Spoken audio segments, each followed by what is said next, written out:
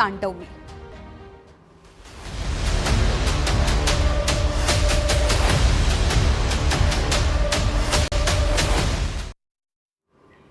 समाचार आनंदथी मળી રહ્યા છે। ધસમસતા પ્રવાહમાં ધરાશાયી થઈ છે ઓરડી। સાબરમતીના પૂરમાં તૂટી પડી છે ઓરડી। ખંભાત નજીક સાબરમતીના પૂરનો પ્રકોપ જોવા મળ્યો। પૂરના પાણીમાં તૂટીને આ ઓરડી તણાઈ ગઈ। પૂરને કારણે તારાપુરના 20 થી વધુ ગામોને એલર્ટ કરવામાં આવ્યા છે। એ વચ્ચે વરસાદના ભારે પ્રકોપ વચ્ચે આ જે ઓરડી છે એ ધસમસતા પાણીમાં તણાઈ ગઈ છે। આપ દ્રશ્યોમાં જુઓ કે એક સિંગલ રૂમ દેખાઈ રહ્યો છે। સાબરમતીના પૂરમાં આ ઓરડી તણાયાની જાણકારી મળી રહી છે। દ્રશ્યો પણ જુઓ કે કેવી રીતે પત્તાની માફક આ ઓરડી ખખડભૂજ થઈને આ પાણીમાં વહી જાય છે। ત્યારે અમારા સંવાદદાતા ધર્મેન્દ્ર કપાસી વધુ જાણકારી આપવા માટે ફોન લાઈન પર જોડાયા છે। ધર્મેન્દ્ર, ધસમસતા પાણીમાં આ ઓરડી કઈ રીતે વહી જાય છે એ દ્રશ્યોમાં જોવા મળી રહ્યું છે। અત્યારે કઈ પ્રકારની સ્થિતિ છે ત્યાં વરસાદી માહોલની?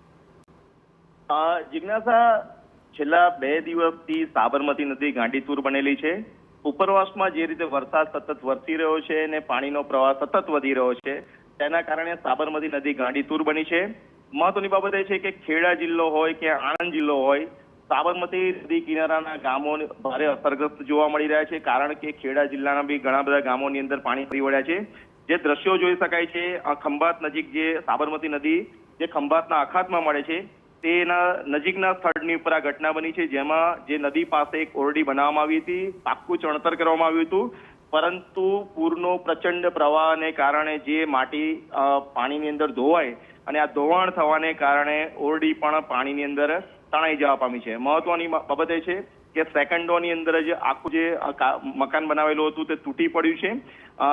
બીજી તરફ વાત કરવામાં આવે તો ઓરડીની અંદર કોઈ વ્યક્તિ હાજર ન હોવાથી કોઈ જાનહાનિ થયેલ નથી, પરંતુ અત્યારે પણ ખેડા જિલ્લાની જે સ્થિતિ છે એ ખૂબ બગડેલી જોવા મળી રહી છે।